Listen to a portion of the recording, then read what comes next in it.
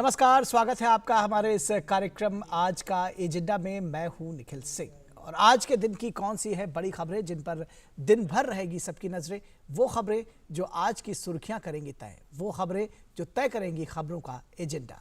और ऐसी ही तमाम मुद्दों को समेटकर हम लाए हैं आज का एजेंडा में। सबसे पहले देखते हैं क्या है आज का एजेंडा।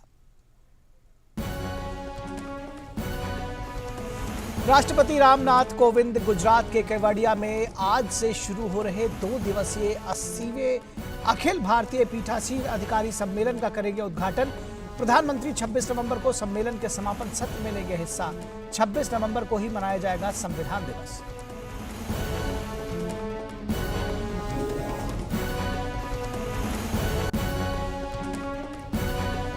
चक्रवाती तूफान निवार के आज तेज होकर भीषण रूप लेने की संभावना। मौसम विभाग ने कहा निवार के आज शाम तमिलनाडु और पुदुचेरी के तटों से टकराने की उम्मीद। मछुआरों को दी समुद्र में न जाने की सलाह। चेन्नई आने जाने वाली सभी फ्लाइट्स कैंसिल।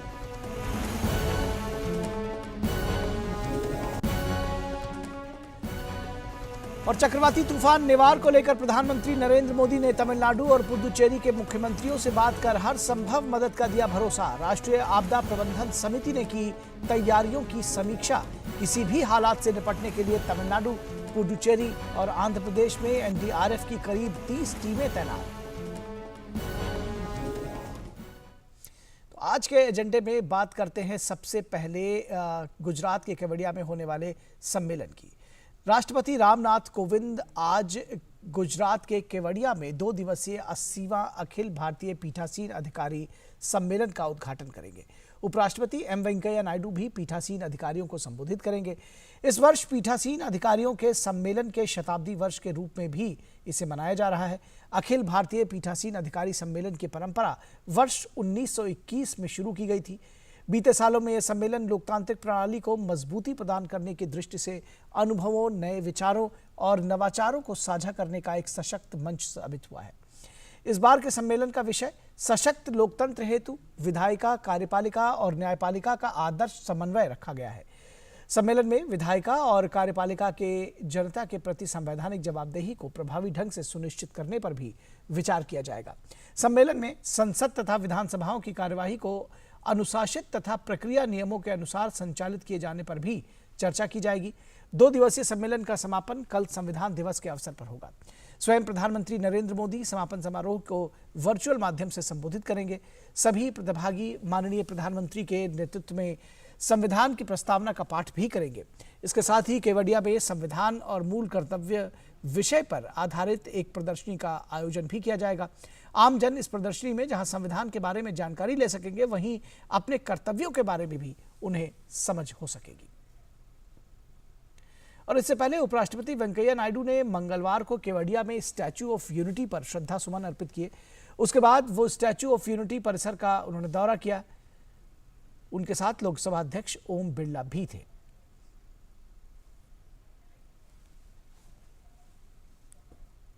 और हमारे संवाददाता शैलेंद्र मिश्र हमारे साथ केवड़िया से जुड़ रहे हैं। शैलेंद्र, कितना महत्वपूर्ण है ये सम्मेलन, इसको किस तरह से समझा जाना चाहिए? पीठासीन अधिकारियों का सम्मेलन अब तक 79 सम्मेलन हो चुके हैं, 80वां ये सम्मेलन है। किस तरह से चीजें निकल कर आती हैं जो एक तरह से कहीं ना कहीं गाइडलाइन या नीति प्रदर्शक, पथ प्रदर्शक साबित होती हैं लोकतंत्र के जो बड़े, जिसको कहना चाहिए कि चाहे वो संसद हो, चाहे विधानसभाएं हो, जो संवैधानिक संस्थाएं हैं, उनके लिए एक पथ प्रदर्शक साबित होती हैं।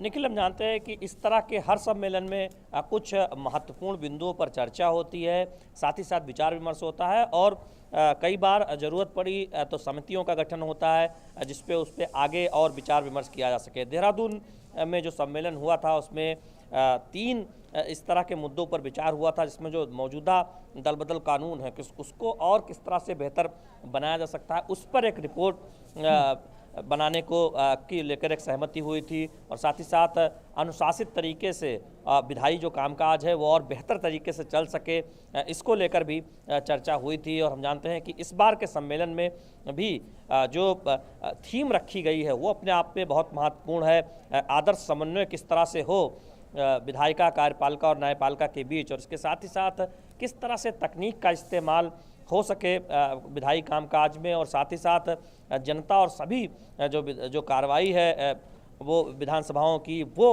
आसानी से अलग अलग माध्यमों में उपलब्ध हो, उस पर प्रगति होनी है। तो निश्चित तौर पर बहुत महत्वपूर्ण इसलिए भी इस तरह के सम्मेलन होते हैं कि तमाम जो विधानसभा अध्यक्ष हैं, जो पीठासीन अधिकारी, उनके अनुभव साझा किए जाते हैं, और जो समसामयिक मुद्दे होते हैं विधायिका कार्यपालिका से जुड़े, या फिर एक दूसरे में कई बार देखते हैं कि विधायिका और न्यायपालिका के बीच जो ये कहा जाता है कि समन्वय की स्थिति होनी चाहिए, आदर्श समन्वय, उसमें अगर कोई दिक्कत दिखती है, या कई बार हमने देखा है कि विधानसभा अध्यक्ष के फैसले जुडिशरी तक जाते हैं और वहाँ न्यायालय को हस्तक्षेप करना पड़ता है, तो ऐसे में किस तरह से ये स्थिति ना आए और आदर्श समन्वय के जरिए जो मजबूत जो लोकतंत्र है उसे आगे बढ़ाया जाए। इसके साथ ही साथ देश के विकास में विधायिका अपनी संवैधानिक जिम्मेदारी को और बेहतर तरीके से निभाए, विधायिका और कार्यपालिका जो एक संवैधानिक जवाबदेही भी है जनता के प्रति, उसे और बेहतर तरीके से निभाए। इन सब पर विस्तार से चर्चा होती है, और यही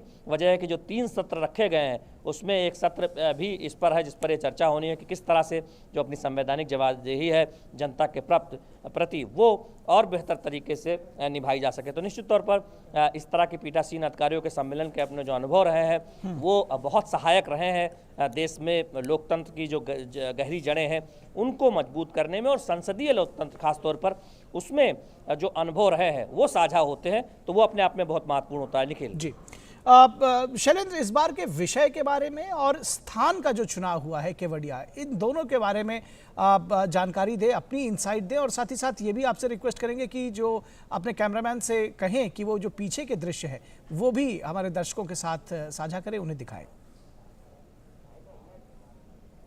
बिल्कुल, हमारे कैमरामैन जना दिखाएंगे कि किस तरह से यहाँ एक प्रदर्शनी लगाई गई है संविधान दिवस के मौके पर। हम जानते हैं कि ये जो 2 दिन का जो सम्मेलन है उसमें 26 नवंबर को संविधान दिवस है, और ऐसे में ये जो प्रदर्शनी है जिसमें पोस्टर के माध्यम से, ऑडियो विजुअल के माध्यम से दरअसल जो एक तरह से देश के जो आम आदमी हैं उनके जो अधिकार हैं और साथ ही साथ उनके जो कर्तव्य हैं उसको विस्तार से यहाँ पर बताया गया है कि किस तरह से ये एक आप संविधान के बारे में जान सकते हैं, उसके बनने की प्रक्रिया के बारे में जान सकते हैं। डॉक्यूमेंट्री यहाँ पर दिखाई जाएगी उद्घाटन सत्र के बाद जब ये ओपन रहेगा, और साथ ही साथ विस्तार से पूरी जानकारी संविधान के बनने की प्रक्रिया और संविधान के प्रस्तावना या फिर संविधान में जो एक आम आदमी के जो मूल कर्तव्य हैं उस बारे में भी विस्तार से जानकारी दी गई है। तो ये अपने आप में बहुत महत्वपूर्ण है। सूचना प्रसारण मंत्रालय की तरफ से ये प्रदर्शनी यहाँ पर लगाई गई है,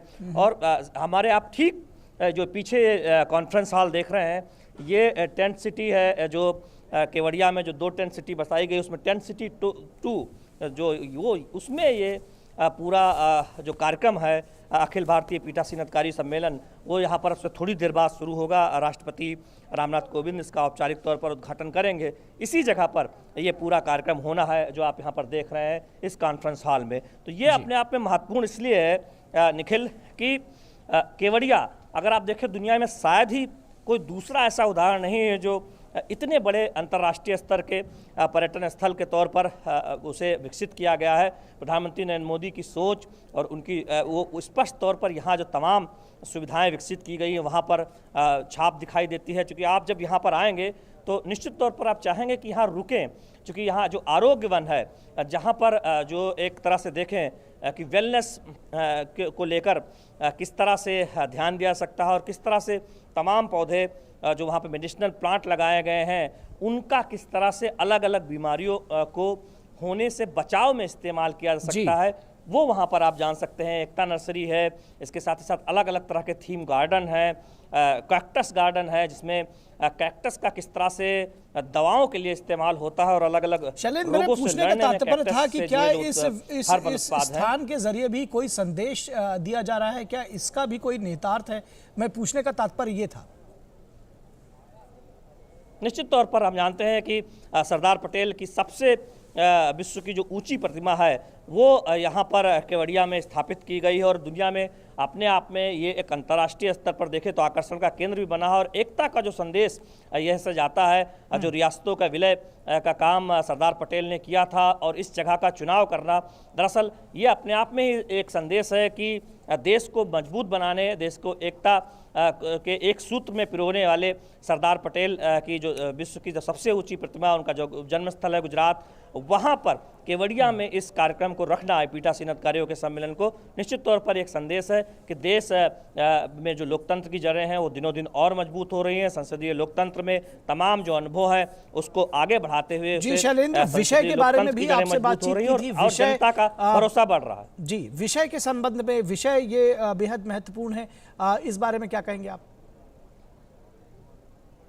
बिल्कुल, आज की जो थीम है इस पीठासीन अधिकारी सम्मेलन की, जिसमें जो समन्वय स्थापित करने की बात कही गई है विधायिका, कार्यपालिका और न्यायपालिका के बीच, चूँकि हमने देखा है कि कई बार ऐसे स्थितियां आती है जहां पर लगता है कि जो लक्ष्मण रेखा है उसका पालन होना चाहिए और ऐसे में ये जिम्मेदारी विधायिका, कार्यपालिका और न्यायपालिका तीनों की है कि वो एक दूसरे की जो सीमा है, एक दूसरे के जो अधिकार हैं उसका ख्याल रखें और दरअसल एक दूसरे के अधिकारों का ख्याल रखते हुए अपने अधिकारों, अपने दायित्वों का निर्वहन, संवैधानिक दायित्वों का निर्वहन इस तरह से करें कि एक आदर्श समन्वय की स्थिति स्थापित हो संसदीय लोकतंत्र में और देश के विकास की रफ्तार को आगे बढ़ाने में वो सहायक हो और संसदीय लोकतंत्र की जड़ों को गहरी करने में सहायक हो। तो ये विषय अपने आप में इसलिए महत्वपूर्ण हो जाता है क्योंकि हम देखते हैं कि कई बार ऐसी स्थितियां आती हैं कि जब एक तरह से कार्यपालिका और न्यायपालिका के बीच अक्सर न्यायपालिका को हस्तक्षेप करना पड़ता है, आदेश देने पड़ते हैं, तो वो स्थिति ना आए, कार्यपालिका भी जो उसकी संवैधानिक जिम्मेदारी है उसका निर्वहन करते हुए अपना काम इस तरह से करे कि न्यायपालिका को हस्तक्षेप ना करना पड़े, ये देखना एक बहुत महत्वपूर्ण हो जाता है। और जानते हैं कि विधायिका का जो काम है वो अपने आप में इसलिए महत्वपूर्ण है कि कानून बनाने का जो काम है जनता की आकांक्षाओं और परिस्थितियों को देखते हुए और बदलते हुए समय को देखते हुए जो नए कानूनों की ज़रूरत होती है या फिर पुराने अनुभवों या पुराने कानूनों के अनुभवों को देखते हुए जिसमें बदलाव की ज़रूरत होती है, वो उसके जो जनता के चुने हुए प्रतिनिधि हैं समय समय पर संसद और विधानसभाओं में उठाएं और अगर नए कानून की ज़रूरत है तो उस कानून को बनाने का काम आगे बढ़ाया जाए। और निश्चित तौर पर हमने कई बार देखा कि कई कानूनों में बनाने में, उसकी प्रक्रिया में एक तरह से जो न्यायपालिका से कुछ एक कोशिश होती है कि न्यायपालिका के जरिए उस पर कुछ टिप्पणियाँ कराई जाए। तो ये सब स्थितियों में दरअसल ये एक बहुत महत्वपूर्ण हो जाता है कि एक आदर्श समन्वय की स्थिति हो। ये बहुत महत्वपूर्ण इसलिए है जिससे कि एक तरह से लोकतंत्र की जो जड़ें हैं वो बहुत गहरी हों। तो ये समसामयिक विषय है, उस लिहाज से बहुत महत्वपूर्ण है। जो पीठासीन अधिकारियों का जो सम्मेलन है वो निश्चित तौर पर अपने आप में महत्वपूर्ण है थीम के लिहाज से भी, और इस सम्मेलन से जो संदेश निकलता है निश्चित तौर पर उससे मदद मिलती है लोकतंत्र को मजबूत करने में और तमाम जो अहम मुद्दे हैं, समसामयिक मुद्दे हैं, उसका हल ढूंढने में। बिल्कुल, निश्चित तौर पर बेहद महत्वपूर्ण है सम्मेलन। बहुत शुक्रिया इस तमाम बातचीत और जानकारी के लिए शैलेंद्र। तो केवड़िया में सम्मेलन के बाद अब बात चक्रवाती तूफान निवार की। निवार पिछले कुछ घंटों में 7 किलोमीटर प्रति घंटे की रफ्तार से पश्चिमी उत्तर पश्चिम दिशा की ओर बढ़ रहा था। अगले कुछ घंटों में इसके तीव्र होकर पहले एक प्रचंड चक्रवाती तूफान में और फिर अत्यंत प्रचंड चक्रवाती तूफान में बदलने की संभावना है। मौसम विभाग के मुताबिक निवार के आज शाम तमिलनाडु और पुदुचेरी के तट से टकराने की संभावना है। इस दौरान 120 से 130 किलोमीटर प्रति घंटे की रफ्तार से तेज हवाएं चलने की उम्मीद है। चेन्नई समेत कुछ इलाकों में इस समय बारिश चल रही है, बारिश हो रही है। मौसम विभाग ने चेन्नई, चेंगलापेट, तिरुवल्लूर, कांजीपुरम, रानीपेट, वेल्लोर, तिरुपत्तूर, कृष्णागिरी, धर्मपुरी, सालेम, इरोड, नामक्कल, त्रिची, तंजौर, तिरुवरूर, नागापट्टिनम और कराईकल में भारी से बहुत भारी वर्षा की चेतावनी जारी की है। और एनडीआरएफ की टीमें निचले क्षेत्रों में उनका सर्वेक्षण जारी है और तूफान के दौरान सुरक्षित रहने के उपाय बताने के अलावा कोविड-19 जागरूकता अभियान भी चला रही हैं। तूफान के मद्देनजर तमिलनाडु और पुडुचेरी के तटीय इलाकों में हाई अलर्ट जारी कर दिया गया है। मछुआरों को समुद्र में नहीं जाने की सलाह दी गई है। आपात स्थिति से निपटने के लिए राष्ट्रीय आपदा बल एनडीआरएफ ने आंध्र प्रदेश, तमिलनाडु और पुडुचेरी में 30 टीमें तैनात की हैं। तमिलनाडु और पुडुचेरी में 15 टीमों की तैनाती की गई है, जबकि 15 टीमें आंध्र प्रदेश में रखी गई हैं। अतिरिक्त आवश्यकता को पूरा करने के लिए टीमों को आंध्र प्रदेश के गुंटूर, केरल के त्रिशूर और ओडिशा के मुंडली में रिजर्व रखा गया है। तमिलनाडु के सीएम पलानीसामी ने स्थिति की गंभीरता को देखते हुए आज पूरे राज्य में अवकाश घोषित कर दिया है। इस दौरान दुकानें और प्रतिष्ठान बंद रहेंगे। केवल मिल्क बूथ, पेट्रोल पंप और फार्मेसीज को संचालित करने की अनुमति रहेगी।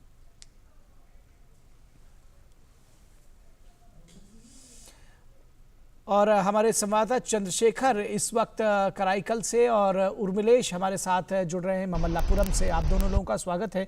और उर्मिलेश, सबसे पहले आपके पास आते हैं।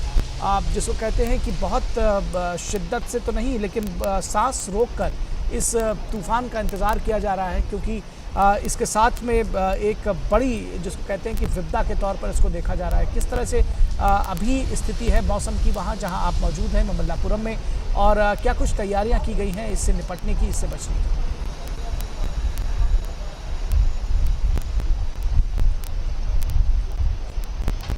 जी निखिल, यहाँ पर जो है महामल्लापुरम ही नहीं, इधर का जो पूरा जो इलाका है महामल्लापुरम चेन्नई का, यहाँ पर बहुत तेज इस समय बारिश हो रही है। साथ ही अगर तैयारियों की बात की जाए तो यहाँ पर स्थानीय प्रशासन ने यहाँ पे जो समुद्री इलाके के जो नज़दीक जो लोग रहते हैं उनको जो है यहाँ पर शेल्टर होम में शिफ्ट किया गया है, जहाँ पर कि खाने की व्यवस्था है और उनकी जो है मास्क और सोशल डिस्टेंसिंग के साथ साथ मेडिकल लगातार चेकअप हो रहा है। साथ ही यहाँ पर एनडीआरएफ की टीम है जो लोगों को जो यहाँ कोस्टल एरिया में न जाने की सलाह दे रही है। मछुआरों को जो है ऊपर ही रोक दिया गया है। प्रशासन की पूरी टीमें यहाँ पर चारों तरफ लगी हुई है। जो समुद्री एरिया है यहाँ पर पूरी तरीके से बंद कर दिया गया है निखिल। और अगर यहाँ पर स्थानीय लोगों की बात की जाए तो उनको यहाँ पर खाने की व्यवस्था की गई है, क्योंकि इनको अपने घरों से जो निचले जो इलाके हैं समुद्र से लगे हुए जिनके इलाके हैं यहाँ पर इनके घर हैं, जो लोग मछुआरे जो लोग रहते हैं यहाँ नजदीक, उनको पूरी तरीके से ऊपर की तरफ शिफ्ट किया गया है। प्रशासन ने पूरी तरीके से ऊपर शिफ्ट कर दिया गया, उन्हें अस्थायी जो निवास उनके लिए बनाया गया है। वहाँ पर लगभग 175 जो यहाँ के स्थानीय प्रशासनिक अधिकारी है उनको लगाया गया है। साथ ही 10 से ज्यादा जो यहाँ पर शेल्टर होम बनाया गया है वहाँ लगाया, उनको रखा गया है। मेडिकल उनका चेकअप हो रहा है। उर्मिलेश, अगर आप हमें सुन पा रहे हैं, उर्मिलेश अगर आप हमें सुन पा रहे हैं तो पीछे के जो दृश्य है वो भी हमारे दर्शकों को दिखाएं, जो समुद्र का जो रफ। जी निखिल, अगर आप इस समय देखें, जी निखिल, अगर आप इस समय देखें, अगर देखें निखिल, तो ये पूरा समुद्र जो है बहुत तेज बारिश यहाँ पे हो रही है। और यहाँ पर जो तेज बारिश हो रही है उसके साथ साथ जो है यहाँ पर जो तमाम आला प्रशासनिक जो आला अधिकारी हैं, उन आला अधिकारियों को भी जो है यहाँ पर ये लोग मॉनिटरिंग पर ही नजर बनाए हुए हैं समुद्र पर। मौसम विभाग ने चेतावनी जो दी थी कि यहाँ पर भारी से भारी बारिश हो सकती है तेज हवाओं के साथ, वो अब यहाँ पर दिखाई देने लग गया है। यहाँ पर बहुत तेज बारिश हो रही है और साथ ही जो आंधी है, तूफान है, वो भी चलना शुरू हो गया है निखिल। जी बिल्कुल, आप भी अपने आप को सुरक्षित रखिएगा उर्मिलेश इस रिपोर्टिंग के दौरान। फिलहाल हम चलते हैं चंद्रशेखर के पास, जो कराईकल में हमारे साथ मौजूद हैं। उर्मिलेश, आप हमारे साथ बने रहिएगा। चंद्रशेखर, आपसे जानना चाहेंगे क्या अपडेट आप देंगे इस वक्त, जिस तरह से उर्मिलेश ने बताया कि वहाँ बारिश हो रही है। जो कराईकल का इलाका है वो सर्वाधिक प्रभावित समझा जाता है। इससे पहले भी तमाम तूफान झेल चुका है, लेकिन इस बार का मामला कुछ अलग है, बहुत भीषण है ये तूफान। जी निखिल, और इस वक्त यहाँ पर बारिश हो रही है, लगातार बारिश हो रही है। कभी इसकी तीव्रता काफ़ी तेज़ हो जाती है, कभी धीमी रफ्तार से बारिश हो रही है, और हवा का जो स्तर है वो भी लगातार बढ़ता चला जा रहा है। और मैं लगातार इस इलाके का मुआयना कर रहा हूँ और देखने की कोशिश कर रहा हूँ कि कितना नुकसान की संभावना यहाँ पर हो सकती है। तो खेतों में भी पानी काफ़ी हद तक भर चुका है और वाटर लॉगिंग भी यहाँ पर हो रही है।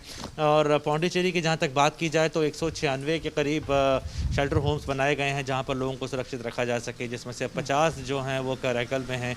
तो आप समझ सकते हैं 16 ऐसे तटीय क्षेत्र हैं जहाँ पर जिनको सीवियर माना गया है और वहाँ पर धारा 144 लगाई गई है। इसका मतलब यह है कि वहाँ पर लोगों की आवाजाही तो बंद ही है, साथ ही साथ तटीय क्षेत्र में जितने भी जो मकान बने हुए हैं या ऐसे मकान हैं जो कि गिर सकते हैं, या ऐसे बिल्डिंग्स हैं जो गिर सकती हैं, या ऐसे जो पेड़ हैं जो कट सकते हैं या गिर सकते हैं, उनको भी सुरक्षित करने की कोशिश की जा रही है। वहाँ से लोगों को इवैक्यूएट करने की कोशिश की जा रही है।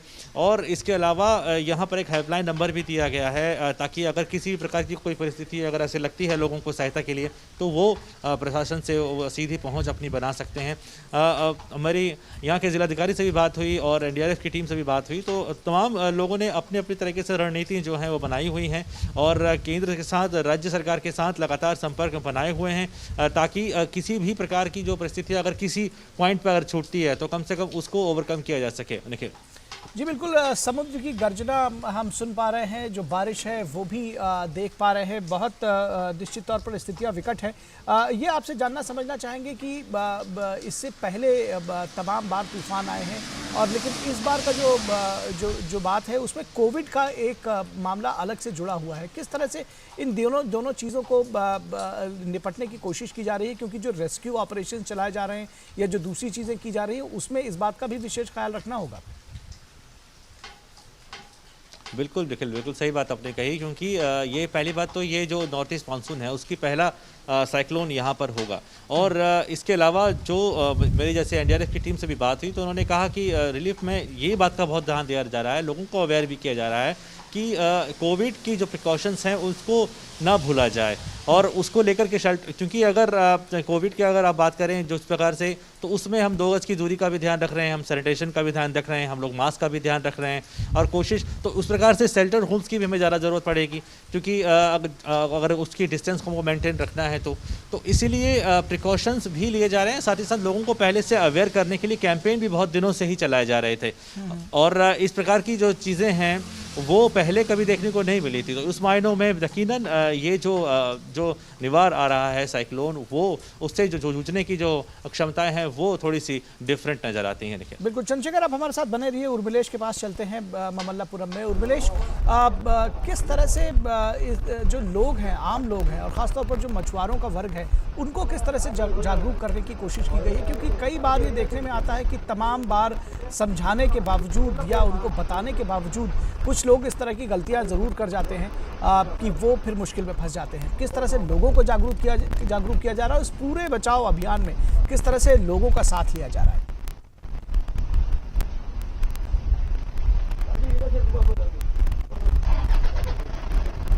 जी निखिल, यहाँ पर जो मछुआरे हैं, जैसे आपने कहा कि आपने हमारे दर्शकों को बताया कि वो कभी कभी गलती कर देते हैं, लेकिन यहाँ पर प्रशासन ने पहले से, जब हमने इनसे पूछा कि पिछले जो साइक्लोन आए हैं, पिछले जो चक्रवात आए हैं, उनसे आपने क्या कुछ सीखा है, तो उन्होंने कहा कि निश्चित तौर से हमने उनसे जो पिछले जो चक्रवात आए हैं उनसे बहुत कुछ हमें सीखने के मिला। कुछ गलतियां जो त्रुटियां पिछली बार हुई हैं वो अब नहीं दोहराई जाए, क्योंकि जो समुद्री इलाका यहाँ पर है निखिल, उस समुद्री इलाके में पूरे चारों तरफ से सील कर दिया गया है। प्रशासन, पुलिस और प्रशासन के जो यहाँ पर स्थानीय प्रशासन है उसके पूरे लोग जगह जगह पे खड़े हैं। उनको जो है यहाँ कोई भी आदमी नीचे नहीं आने दिया जा रहा है, सिर्फ वही आदमी आने दिया जा रहा है समुद्र के इलाके जिनके पास परमिशन है और NDRF की टीम है। साथ ही जो स्थानीय प्रशासन के जो आला अधिकारी हैं वही इस तरफ आ रहे हैं। मछुआरों को विशेषकर, क्योंकि जब हमने यहाँ के प्रशासनिक अधिकारी से कुछ देर पहले बात कर रहे थे तो उन्होंने कहा कि यहाँ पर हम लोगों ने लगातार एक कैंपेन चलाया है, इन लोगों के बीच में जन जागरूकता चलाई है कि प्लीज मानिए, इस बात को मानिए कि चक्रवात बहुत, जो तूफान है बहुत खतरनाक आ रहा है, आप यहाँ नीचे न जाइए। मछुआरों से कम 5 से 7 दिन पहले से ही हम लोग को जब से पता चला है, उन लोगों को हम लोग जो है ये अभियान शुरू कर दिया था, उनके सघन जो अभियान है उसको शुरू कर दिया था कि आप समुद्र के इलाके में जाइए, न आप जो है समुद्र में जाइए। मछुआरों को भी हम लोगों ने जो है फोर्सली, जब जो नहीं माने थे, फोर्सली उन लोगों को जो है ऊपर सिर्फ जो शेल्टर होम है वहां शिफ्ट किया गया है। उनके भोजन की व्यवस्था, उनके रहने की व्यवस्था, उनके दवाई की व्यवस्था, पूरी तरीके से जो प्रशासनिक अधिकारी है वो लगे हुए हैं और साथ ही जो तमाम जो सीमाएं हैं समुद्र की, उनकी पूरी तरीके से इधर जो है सील कर दिया गया है। निखिल बिल्कुल, एक बार फिर से चंद्रशेखर का रुख करते हैं। चंद्रशेखर, तूफान गुजर जाने के बाद रेस्क्यू और रिलीफ और ख़ास तौर पर जो चीज़ों को स्टेबलाइज करना, जो चीज़ें, क्योंकि तूफान प्रचंड होगा, प्रकृति का कहर जो है वो तो दिखाई ही पड़ेगा, उसमें जब रिलीफ ऑपरेशन चला जाएंगे उसके लिए कुछ विशेष तैयारियां की गई हैं?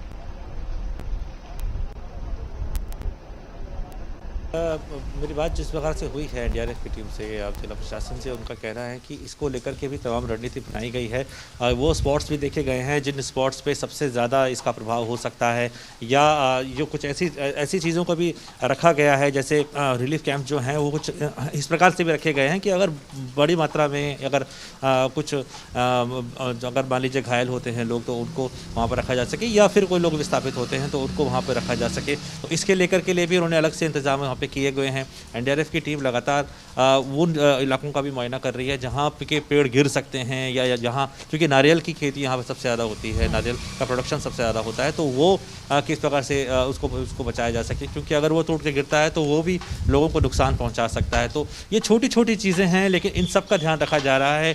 खेती में किस प्रकार से दिक्कत आ सकती हैं, फसलों का किस प्रकार से नुकसान हो सकता है, तो उसको किस प्रकार से बचाया जाए। तो जो उनके अपने हाथ में है, जो मैकेनिज्म ये अपना सकते हैं, उसको लेकर के छोटी छोटी चीज़ों का भी ध्यान रखने की निखिल यहाँ पर कोशिश की जा रही है। और जहाँ तक आपने रुले से मछुआरों के बारे में पूछा था, तो यहाँ पर मैं एक बात ये कहना चाहूँगा कि कई बार ऐसा होता है कि जो मछुआरे हैं काफ़ी दूर निकल जाते हैं, तो उनको रोकने के लिए, उनको वापस बुलाने के लिए बहुत पहले से यहाँ पर इंतजाम किए गए थे, और जो सैटेलाइट जो फ़ोन होते हैं उनके माध्यम से उनको यहाँ पर बुलाने की कोशिश की गई थी, और उनकी जो डीजल वहाँ पे मिलता है या फिर उनको जो टोकन दिया जाता है उसको बंद कर दिया गया था।